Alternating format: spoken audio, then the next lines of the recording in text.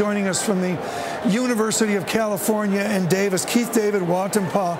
Thrilled to have you back on. Professor Watenpaugh, in your study of religion, we're trying to gauge a secular or a more religious future Egypt. Which will it be?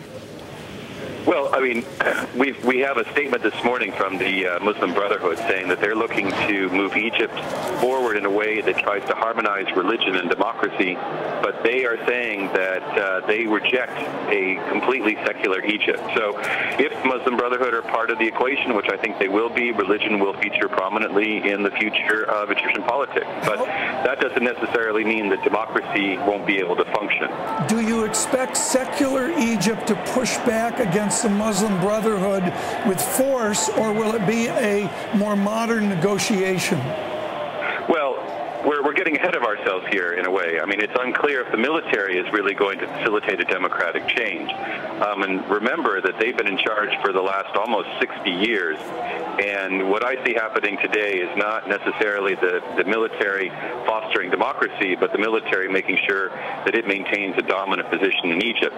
That said, it seems that the Muslim Brotherhood are a minority party in Egyptian politics, and that while many Egyptians are sympathetic and would like to see Islam as see Islam as an important feature of their lives, it's unclear to me if the emerging democracy itself will have a Muslim flavor to it. And I think there's a lot of secular forces in Egypt, especially amongst the young, the educated, the middle class, which are suspicious of a more Muslim-oriented democratic Egypt.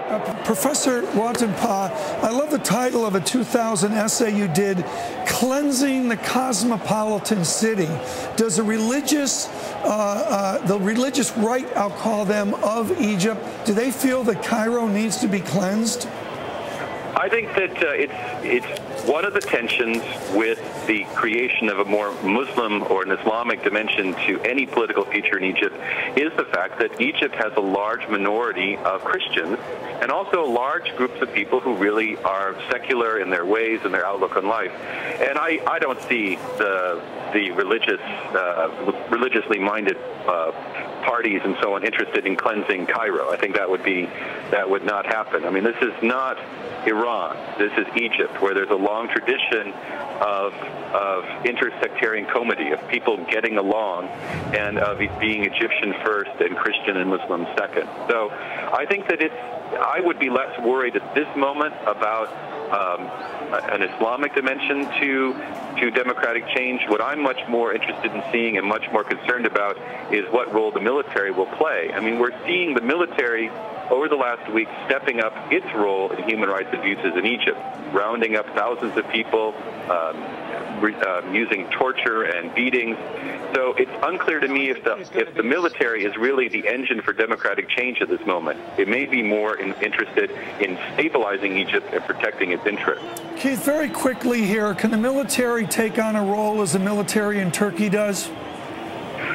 That would be a great outcome, frankly, if the military in Egypt was able to stand aside the way that the military in Turkey has, allowing civil society to flourish in politics. But remember, the military in Turkey is always ready to step in if it feels like the Kemalist nature of the Turkish state is being undermined.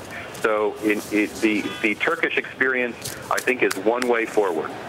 Very good. Keith David Watenpaugh, always appreciate it.